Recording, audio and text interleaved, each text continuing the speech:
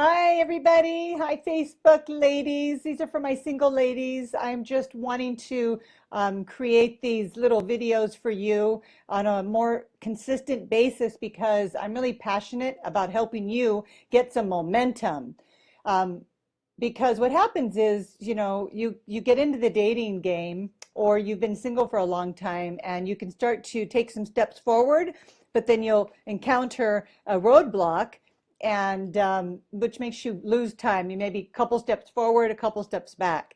And so by creating these series of videos, it's going to help you to answer a lot of the questions that are coming up for you so you can continue to create that momentum.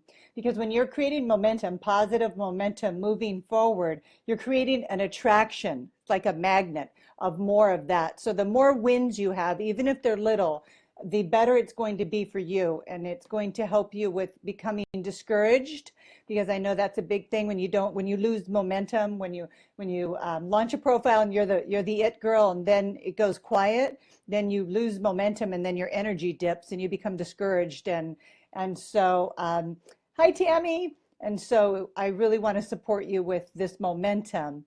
And so today I wanted to talk about how to overcome fear of being hurt so you can attract the right man. How to overcome fear of being hurt so you can attract the right man. And this was a big one because I know that we've all been hurt. I've been hurt.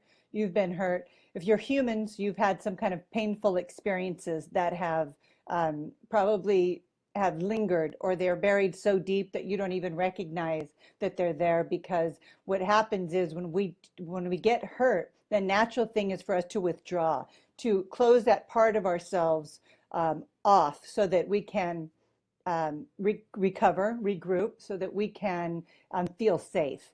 But in the process of, hi Annie, in the process of doing that, what we are doing is actually keeping the love that we really want out. And so overcoming fear is a big one. Let's break down the word fear. False evidence appearing real. I know you guys have heard that. I know you guys are seasoned on here. You know what I'm talking about. But so false evidence appearing real. What happens is when we have a painful experience, say somebody doesn't call you back, or your boyfriend ghosts you, or you get a divorce, or you've never been married. Any of these experiences can create a lot of hurt feelings. And so the natural thing to do for your psyche is to shut down and protect you, to keep you safe from feeling those painful feelings. But again, what I just said, it keeps the love out that you want. And so fear is really something that your mind creates to keep you from having that experience again. So it's mind created. So fear is something that is created by your mind, but love is what you are. Your natural state is love. And so fear isn't even real. Fear is just false evidence appearing real. I mean, there is a difference between stepping off the curb and having a car come by really fast and pulling back and having your heart pound in fear. So that there's fear in the now is actually, we need that. We need to be aware of our surroundings. We need to use that to react in emergencies and so forth. But if you're experiencing fear in any other areas of your life, especially in relationships, that's an indicator that there's something bigger going on. And what it looks like if you're dating, when you're going out and you're wanting to attract a man into your life, but you have this fear of getting hurt, what he's seeing is, because of that fear, creates its own energy of its own. And so you go out and you're dating, and what the other person can see is that you might be resentful, you might be judgmental, you might be angry. That is another way to camouflage the fear, right? These are all defense mechanisms that your mind's creating to keep anybody from hurting you. And so it shows up in a different way for each of us. So some of you might withdraw and get really quiet. Some people get aggressive. That's all how you're coping with protecting that fear. It's a coping mechanism, but it's really dysfunctional. And so it's keeping out everything that you want. And so we have to learn to look at our fears directly, because there's no way out of your pain except for through it.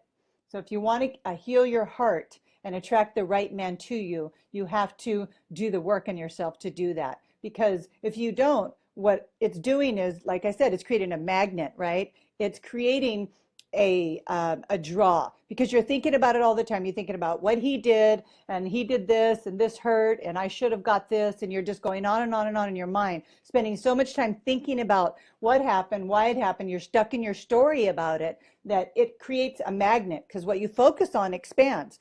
So you're focusing on this painful experience. So it's the largest part of you that's radiating this frequency, and it's the biggest thing that you're sending out to the universe.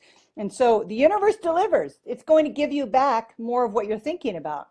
You're thinking about how he hurt me and this happened and I should have got this, or no. You've got the story going. You're actually saying, please bring me more of what I'm afraid of. So the universe does a great job of delivering you more relationships, more events, and more experiences, more painful experiences to match your vibration, so that you can, what's the reason why that happens? So that you can get the message that the universe is trying to tell you, that you need to heal. So it's going to keep bringing that up until you finally understand that this needs to be healed. And that's why sometimes you'll have a series of events, and you're like, they come in threes. So you'll have one event that's really painful. Then you have another one, another one. That's because it's like, hey, we're trying to get a message to you that you are creating these experiences because you're thinking about it so much. You're actually drawing more like experiences to you by the law of attraction, because likes attracts like. So now let's talk about how we can fix this, because this is, again, all these little tools that I share with you are fast track tips in order for you to quickly dismantle these fear-based thinking, so you can get into love-based thinking, which will attract your soulmate to you really quickly. And so the first thing is understanding that there's this healing paradox. It's not my fault, but it's my responsibility to heal. So it's not my fault, but it's my responsibility to heal. It's not your fault. A lot of things in life are out of our control. But as an adult, and if you want a functional, highly functional, mature relationship with a man, then you have to take responsibility for your wounds, for your fears, and address them. So let's, again, the word responsibility, I love this word. And I know a lot of people cringe. It's like, oh, I don't want to take responsibility for that. But response-able, it just means that you need to respond to yourself. You need to really increase your ability. Hi, Veronica, thanks for being here. About showing up for yourself, being your own best friend. I mean, yes, you may got hurt. Maybe it was his fault, but you're the one who's hurting, and it's your responsibility to heal yourself. That healing paradox, not my fault, but it's my responsibility to heal. Because when you're in the blame, shame, victim game, you're giving up all your power. You're saying, you hurt me, and it's because of you that I'm having this bad life. But the truth is, it's because of you haven't taken responsibility to heal yourself. So as soon as you do that, you take all your power back. And it's when you're taking your power back in that empowered place that you become much more attractive to men, but not just men, everybody in your life, because that resentful nature, the bitterness, the defensiveness, that's emotional unavailability. When you're in your pain and you're hurt, you're emotionally unavailable in that moment. And that would answer hi Darby, another question about emotional unavailability. It stems from being hurt. Your painful experience keeps you unconscious in the pain, thinking about it over and over again, which makes you emotionally unavailable. And so forgiveness is the first step it's the second step. I mentioned the first one is the healing paradox, is taking responsibility. And the second piece is forgiveness. Forgiveness will help you heal. And so forgiveness doesn't condone or excuse someone else's behavior. I think that can be very misinterpreted. You will say, well, I don't want to forgive him. He was a jerk, or he treated me badly, or my ex-husband was abusive. And I am not condoning or excusing bad behavior. Absolutely not. But what forgiveness does, it removes the toxicity left over by the pain so that you can move on. So when you don't forgive, you're the one who's on the hook. That other person that you're angry at or you're resentful for, they're not even in your life anymore, right? You're the one who's still reliving the experience over and over again, which is creating all this toxicity in your life. So in essence, you're the one who's on the hook. The hook's in your mouth, and you're being led around by your own hook and line on this anger, defensive, non-forgiving, bitter, treadmill. And so you're the one that's on the hook. So forgiveness is like taking the hook out of your own mouth so that you can free yourself from the toxicity that's left over by the wound. Again, it's not condoning or excusing bad behavior. Forgiveness sets you free so that you can move on. So it is about letting go. And I know that I've talked to you. Nothing is happening on my end. It's frozen. Thank you. Let me just see if I can. Sometimes Facebook freezes like that. Robin, can you see me now?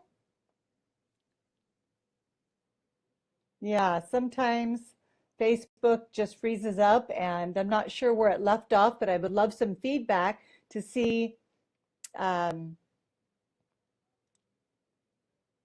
yeah, I would love for anybody to just let me know that you can see me and I'm not frozen anymore. I know that's kind of bizarre when that happens. I'm going to just type in a little note here. Can you hear me? There we go. Okay, great. Thank you. Thanks for that feedback. I so appreciate it. So I was just talking about forgiveness and how we really need to recognize that it's our responsibility to heal. It doesn't condone or excuse bad behavior, but it sets us free to move on. And so that is a really hard thing for a lot of women to do because we want to hold on to our pain. You know why we want to? Because we want to be right. Our mind is very judgmental by nature. We want to be right, and what happens is we choose righteousness over being present. And that is definitely a big sabotaging behavior. Um, I would rather be in a relationship than having to be right all the time. And so it's something you really want to look at. Thank you, Patricia. And learning to let go, that's another big piece about it because it's one of the biggest lessons that ever had to learn in my life. No sound for me, speakers are up. I've got a headset on, but I'm seeing that everybody can hear me. So Robin, check your sound. Sorry, sweetie. I'll be sending out a replay later to my list. So letting go, it's a big thing. Most people don't want to let go because they want to be right. But I'd rather be in a relationship than be right all the time. And so our mind is rigid. It lacks flexibility. And so that's why we have to live in our heart. Our heart unites and our mind separates. So our heart is a uniter and our mind separates. So learning to lower those defenses, healing your broken heart, healing those wounds that are creating magnets, that are drawing more like experiences to you by the law of attraction in order to get your attention that you have the wound in the first place is really is the path, is the fast track path. So the long path is continuing to beat the drum of your limitation, to continue to standing in, this is what they did, he did, she did. That's the long path. The short path is taking responsibility for all your feelings because like you've heard me say, they're just that. They're your feelings and embrace them, heal them, work through them. And so what you can just say right now is if you are holding on to some previous relationship hurt, and you want to align yourself with your man, you can start with just being willing to forgive. Just put your hands out, and I love this. Just, I'm willing to forgive.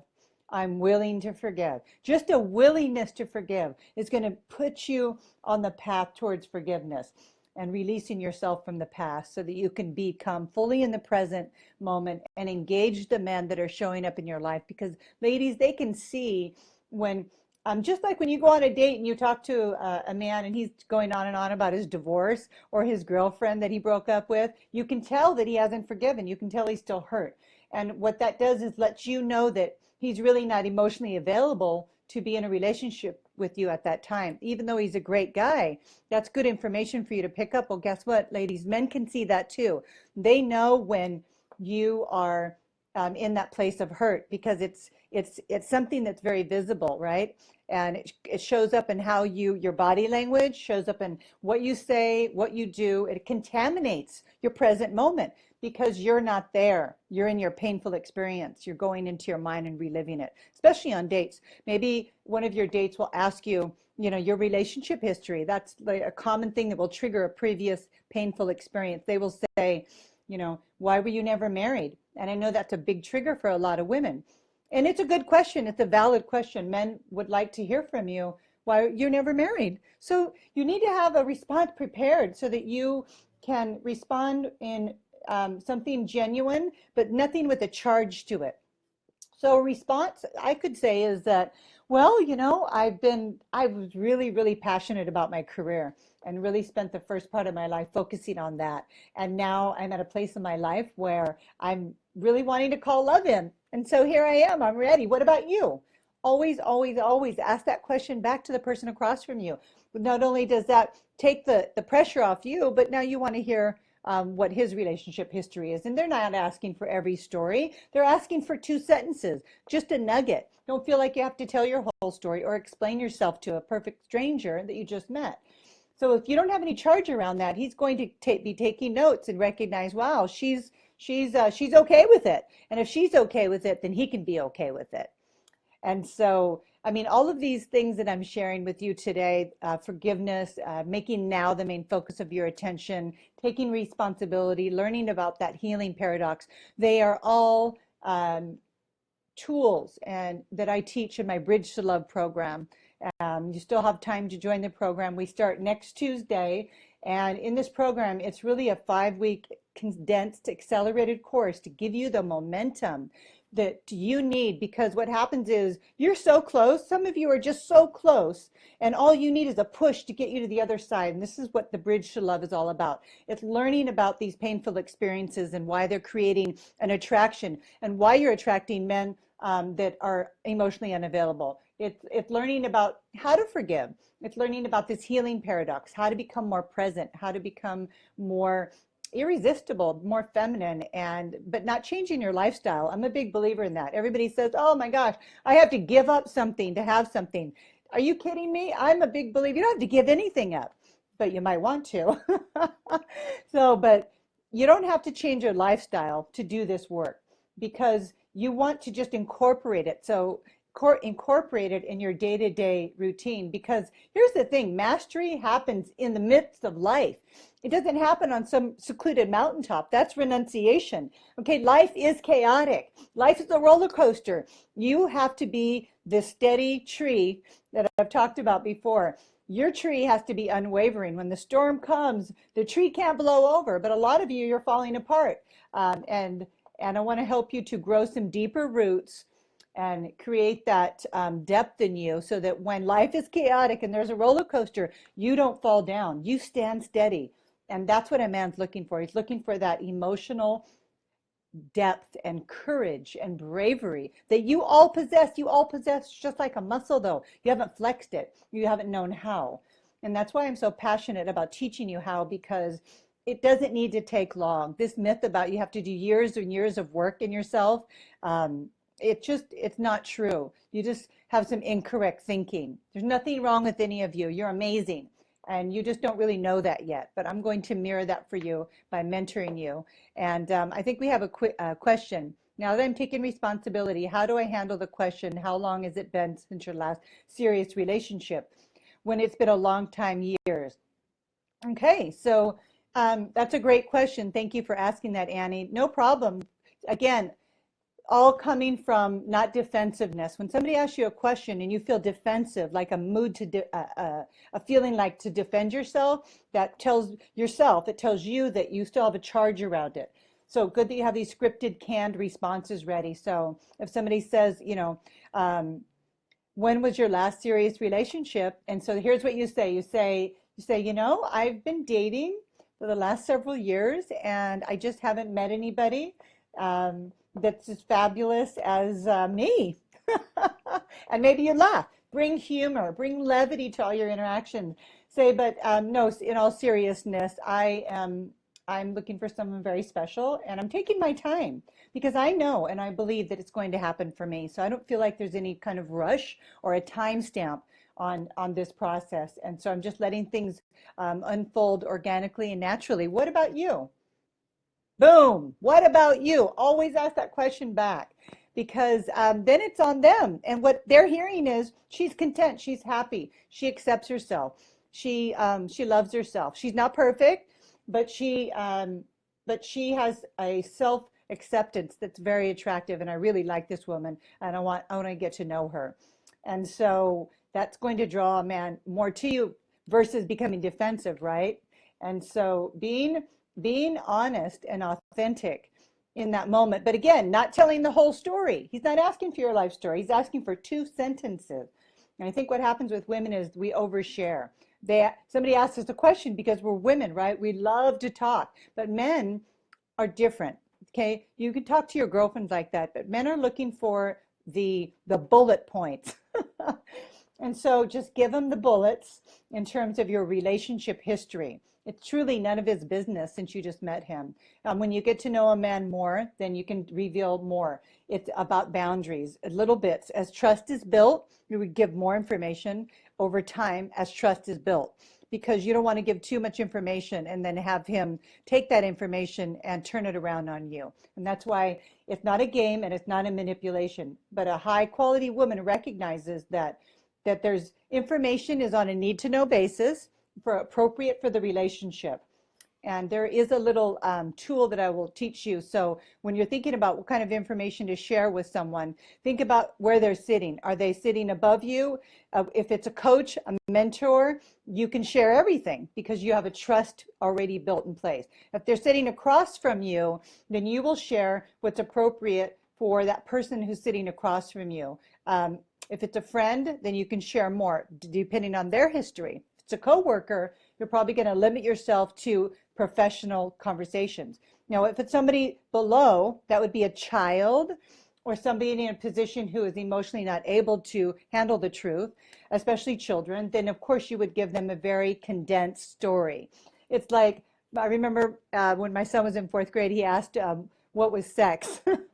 And I was like, okay, I got to come up with 2 sentences. It's like when dogs jump on top of each other, right? That's what I was thinking I was going to say. But my husband at the time told him the whole story. And he came home and he was so upset. He was so upset because it was too much information. Anyways, as parents, we do the best we can. And we're not perfect, but that was a really good example. Do not tell the whole story when somebody is on that 3rd rung, because they can just take the little sound bites. And these are, again, all things that I'm teaching in Bridge to Love. Boundaries is a big one. Boundaries, I just got off an interview with a wonderful expert, and he teaches about boundaries. And what he'd like to see in women, he recommended, is a little more sass and stop saying yes to everything. Okay, and that means that you need to have boundaries. You don't have to agree with a man and everything he says. In fact, you have an opinion and you should share it. It's just how you share it.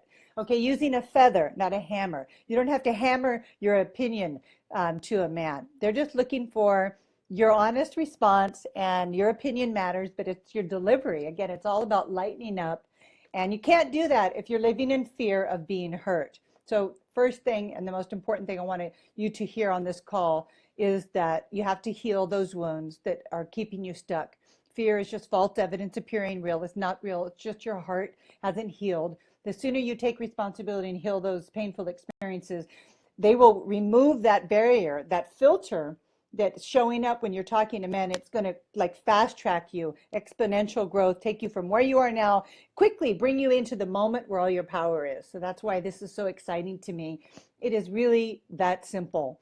So now you can see at the bottom of my screen, I've got the URL, the link to where you can check out the program. You can click on that. I made it really affordable so that everyone can join me. I've got 2 easy payments if that's easier for you. We start next Tuesday. And I also have added a bonus, which is our Facebook group. We have an amazing team of love coaches there, including myself. We're there to guide you, to walk you through this process and help you with your dating dilemmas, because we're all passionate about you having love in your life. So I hope this was helpful. Thank you again for taking this time out of your busy day to be here with me. I sure love all of you. Thanks, Cindy, for being here. Talk to me in the group. PM me if you want to join my Facebook group, and I'll add you, and check out the Bridge to Love link. And I hope that we'll be working together very soon. Lots of love. Bye-bye.